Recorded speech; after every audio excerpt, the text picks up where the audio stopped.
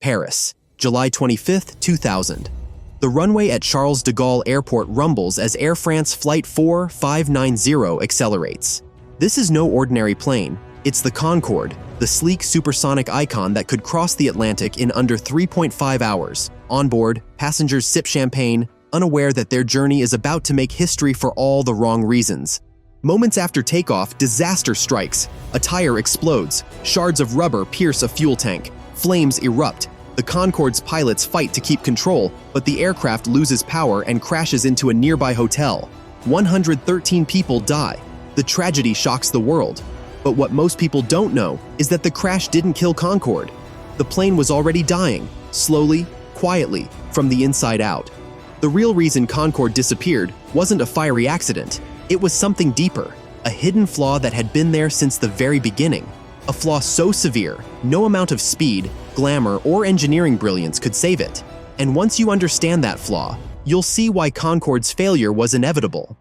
In the 1960s, supersonic flight was the future. France and Britain joined forces to build Concorde, a plane that would change the world. It wasn't just a technological leap, it was a political statement, a Cold War trophy, a machine designed to prove that Europe could beat the Americans in the sky. The plan was bold. Sell 350 jets to the world's biggest airlines. Fill the skies with sonic booms. Shrink the globe. Everyone wanted it. Pan Am, BOAC, Air France, Qantas. Orders flooded in. The first test flight in 1969 captured the world's imagination. But something strange happened. The orders started disappearing. In 1973, the oil crisis exploded. Fuel prices quadrupled almost overnight. Suddenly, flying at twice the speed of sound didn't look so attractive, especially when Concorde guzzled more fuel in an hour than most planes burned in 2. Then came the politics. American cities protested the sonic booms. The US banned Concorde from flying supersonically over land. Canada followed. Japan too. Concorde was trapped, forced to fly fast only over oceans. Its most profitable routes were wiped out before it even entered service. By the time Concorde was ready to fly passengers in 1976, nearly every airline had canceled their orders. Only 2 airlines were left, British Airways and Air France. What had started as a global revolution was now a boutique service for the elite. The Concorde dream was collapsing, not with a bang, but with a whisper. But the noise wasn't just political. It was a real physical threat, and it would soon slam a door Concorde could never reopen. Concorde's biggest weapon was also its greatest weakness: speed. To fly at Mach 2, Concorde had to break the sound barrier. And when it did, it unleashed a sonic boom, a thunderous shockwave that followed the plane for hundreds of miles. The booms shattered windows, they rattled homes. In the United States, sonic booms triggered more than 9,000 noise complaints in just 6 months of testing. People demanded action. Politicians responded quickly. By 1973, the US Federal Aviation Administration banned supersonic flight over land. Canada and other countries soon joined. Europe imposed noise curfews at major airports. Without the ability to fly fast over land, Concorde's range was sliced in half. Routes like Paris to Tokyo, New York to Los Angeles, and London to Sydney, gone. Concorde was forced to focus on just one thing: transatlantic flights over water. Its most famous route, London to New York, survived because nearly all of it was over the ocean. But that wasn't enough to build a profitable future. The sonic boom had made Concorde a prisoner. It could only be used in narrow air corridors. The irony? The very thing that made Concorde revolutionary, its speed, was also the thing that guaranteed it would fail. But noise wasn't Concorde's only hidden cost. The next problem was something far more painful and far more expensive. Concorde wasn't just loud, it was thirsty. To fly at Mach 2, Concorde needed a huge amount of fuel. Compared to a Boeing 747, which burned around 25,000 pounds of fuel per hour, Concorde devoured more than 50,000 pounds per hour. That's double the consumption, for fewer passengers. Concorde could only carry about 100 passengers. A typical 747 carried more than 400. Here's where the math gets brutal. Even if every Concorde seat was sold, the plane's ticket revenue barely covered the cost of fuel, maintenance, and staff. In fact, fuel alone made up nearly 40% of the ticket price. If oil prices went up, Concorde's already razor-thin margins disappeared. And oil prices did go up. The 1973 oil crisis made aviation fuel 4 times more expensive. Suddenly, Concorde wasn't just a fast plane, it was an expensive gamble. The ticket price for a London-New York flight soared to over £4,000 per seat. That's more than £7,000 today.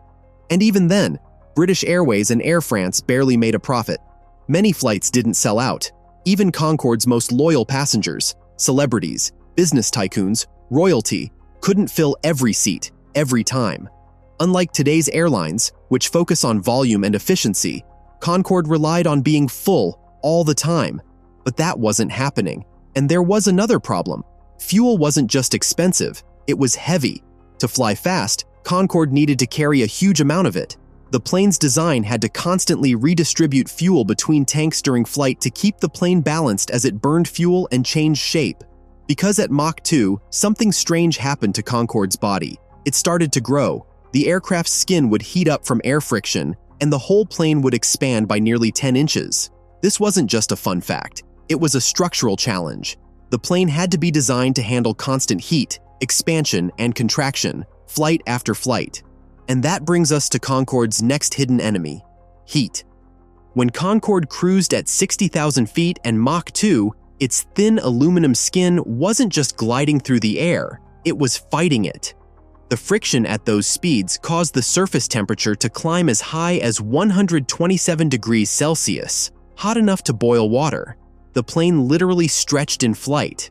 From nose to tail, Concorde grew by about 25 centimeters, 10 inches, every time it flew at supersonic speeds.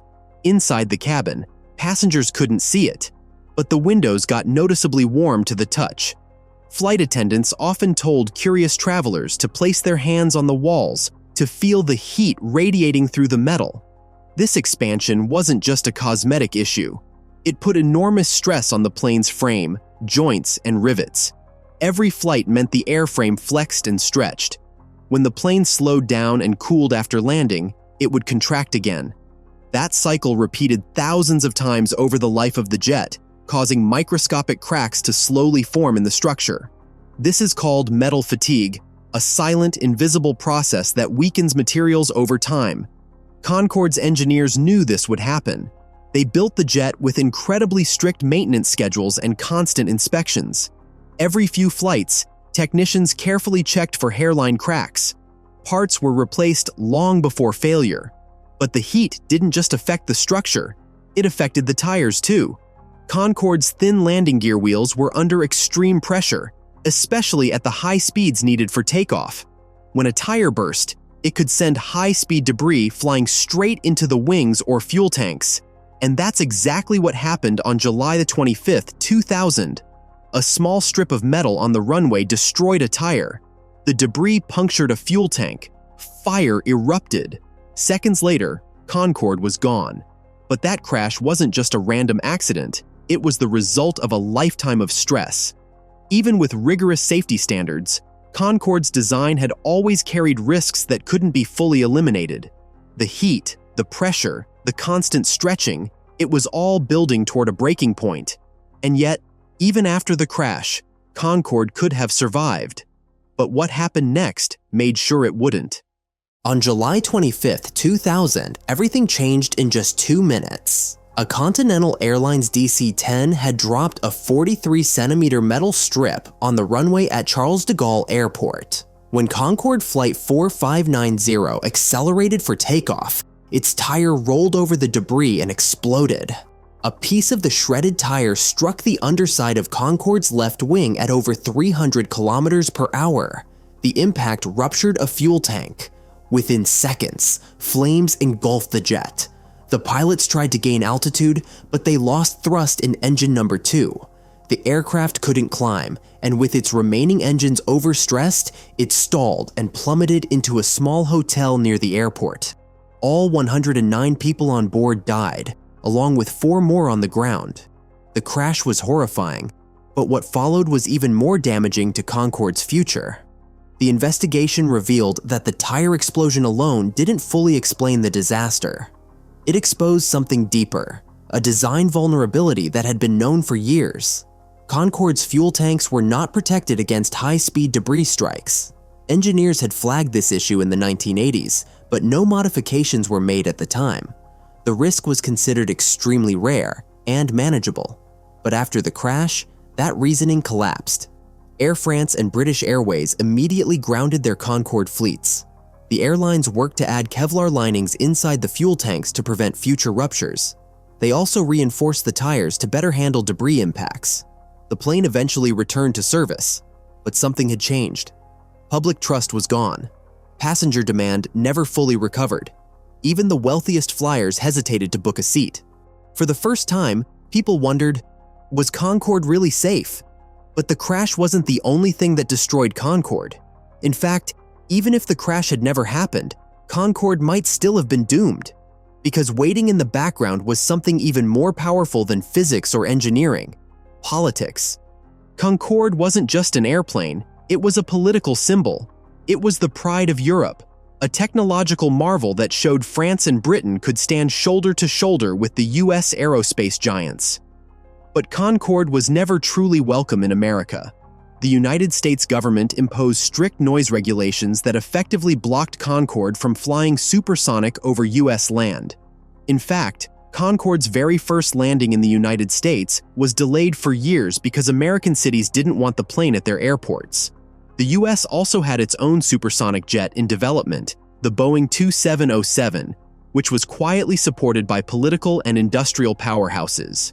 Concorde was a direct competitor, and some historians argue that American policymakers made sure Concorde would have limited access to US skies.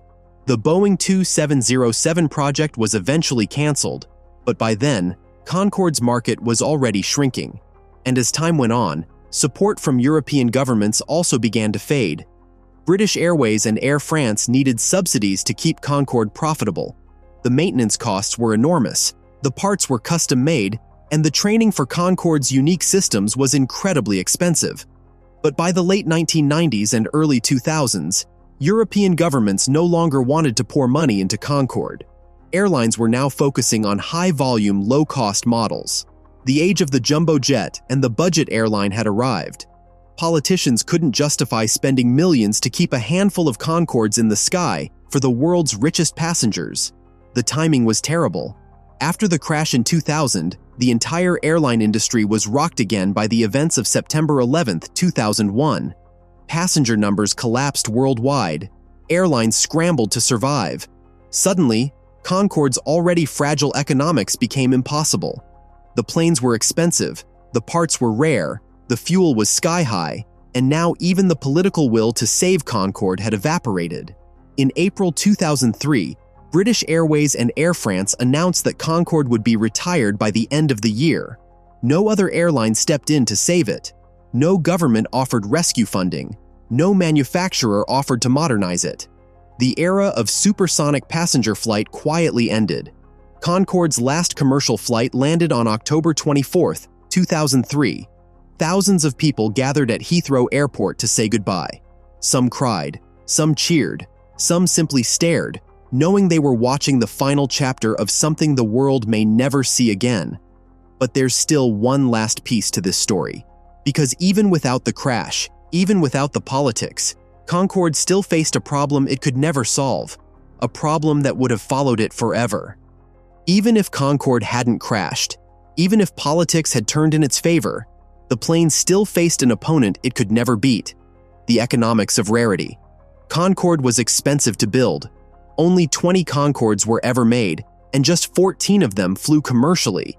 That small production run created a deadly financial loop. The cost of manufacturing parts for Concorde was sky-high. Spare parts weren't mass-produced like those for Boeing or Airbus aircraft. They had to be custom-built, often by hand, and many came from suppliers that no longer existed by the 2000s. Even simple maintenance tasks became a challenge. The tires were unique to Concorde. The hydraulics, landing gear, and flight controls were designed specifically for supersonic stress. The engines, the Rolls-Royce/Snecma Olympus 593, were built exclusively for Concorde and required highly specialized mechanics. Every inspection cost more, every replacement cost more, and the number of people trained to maintain Concorde was shrinking. But the biggest issue? Scale. Modern airlines rely on big fleets to spread maintenance, training, and operations costs across hundreds of planes. British Airways and Air France were operating just 7 Concordes each. That's not a fleet, that's a boutique service.